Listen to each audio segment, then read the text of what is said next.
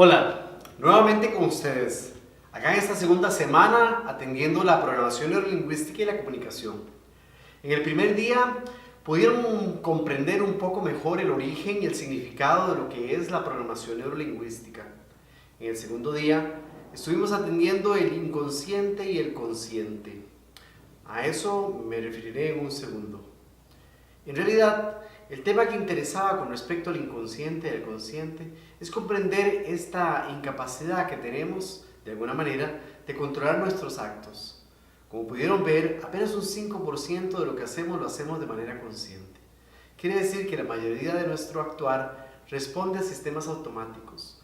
Estos sistemas automáticos no siempre son funcionales y a nivel personal, así como profesional, nos pueden causar grandes conflictos si no sabemos atenderlos. Sobre todo para respetar al otro y también reconocer que en el otro sucede ese mismo espacio de acción, es decir, actúan desde lo automático. Generalmente los conflictos se dan porque respondemos como seres humanos sobre dos caminos. Uno es el de huir y el otro es el de pelear o confrontar. Estos dos caminos que escogemos son de orden reptiliano, es decir, son muy primitivos. A nivel de nuestro cerebro, cuando nos sentimos amenazados, tendemos a hacer una de estas dos acciones. O huimos de la situación, es decir, la evadimos de diferentes formas, no son todas de orden físico. Y por otro lado, pues también podemos confrontarlas. Es decir, discutir sobre ellas o tener posiciones más fuertes con respecto a lo que consideramos pues nos tiene en conflicto. Es importante entender el tema del inconsciente del inconsciente para la programación neurolingüística y para la aplicación a razón del coaching y este mejor ejercicio de liderazgo que esperamos que todos ustedes continúen desarrollando. También es importante asociarlo de alguna manera a las competencias del coaching. Una de las competencias del coaching habla de toma de conciencia. La toma de conciencia es muy importante en el individuo que está siendo servido por un proceso de coaching. En todo caso, el líder coach lo que atiende es a llevar la conciencia a aquel con el que se quiere comunicar, para que en sus espacios más inconscientes tome conciencia precisamente de sus actuares, qué está pasando en él. Pero antes de movernos nosotros hacia los otros, debemos entender que eso pasa primero en cada uno de nosotros como personas.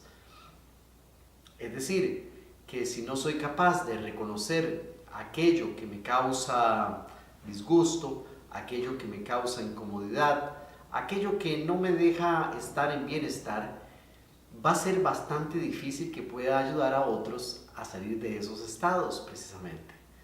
Consciente de esto, es decir, de cómo estoy reaccionando ante las distintas situaciones y recordar que estas provienen de espacios del inconsciente, parte de nuestras creencias, nuestros valores, nuestros principios, los filtros con los que hemos venido creciendo, es decir, las maneras en que hemos venido interpretando el mundo. Y de eso vamos a hablar un poco ahorita más adelante, los sistemas representacionales y principalmente sobre el mapa, no es el territorio. Es importante reconocer entonces que lo que hemos venido aprendiendo hasta el momento es el origen de la programación neurolingüística como un espacio meramente cultural, de enriquecimiento cultural, de aprendizaje general. Luego el significado, porque es importante que lo que están aprendiendo tiene un origen, una razón de ser, y sus palabras explican de mejor manera también que atiende la programación neurolingüística. Por otro lado, sus apartados que hemos segregado para esta semana, que he considerado pueden ser de gran apoyo para el desarrollo del liderazgo coaching. Uno de ellos es precisamente el inconsciente y el consciente. Reconocerlos es importante. Reconocer que cuando actuamos generalmente y respondemos ante lo que acontece en nosotros o fuera de nosotros, está siendo atendido por nuestro inconsciente más que por nuestro consciente. Por ello, sobre todo aquellas situaciones que no nos dan bienestar deben ser vistas desde un espacio nuevo. Debemos de poner como una pausa para poder explorar qué es lo que acontece en nosotros y desde ahí tomar nuevas decisiones para cambiar nuestras actuaciones. Los sistemas representacionales, que es de lo que voy a hablar de seguido. tiene que ver precisamente cómo nosotros como seres humanos interpretamos el mundo a través de nuestros sentidos, la vista, el oído, el olfato, el gusto y nuestro cuerpo, lo kinestésico. Entonces es importante entender que los sistemas representacionales están divididos en visuales, auditivos y kinestésicos, primordialmente para lo que tiene que ver con la programación neurolingüística. En la kinestesia cabe lo olfativo y lo gustativo también. Y claro, pues también lo que tiene que ver con el cuerpo, con los sentimientos, con el sentir y con el tacto de las cosas. Entonces, cada uno de nosotros tiene un sistema representativo predominante, es decir, atendemos a un sistema de representación particular. Tenemos un acento en alguno de ellos. Yo creo que los sistemas representacionales suelen también comportarse en nosotros de manera, digamos, situacional, es decir, dependiendo de la situación, el contexto en que nos encontremos, puede verse un acento distinto, pero tenemos un sistema representacional primario, que es con el cual nosotros nos sentimos más identificados a nivel inconsciente, y de ahí surgen nuestros predicados. ¿Qué son nuestros predicados? La forma en que hablamos. Y desde la forma en que hablamos es fácil identificar, al menos en otros, cuál es su sistema de representación preferido, cuál tiene un acento, particularmente en este contexto, en ese momento en el que están.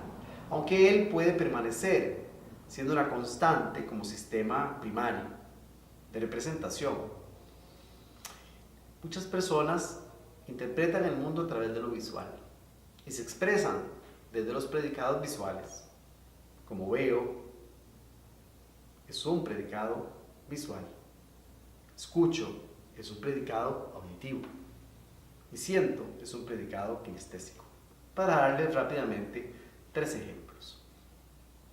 ¿Qué nos interesa? ¿Y por qué importa la programación neurolingüística o eventualmente al espacio del ejercicio de liderazgo a través del coaching?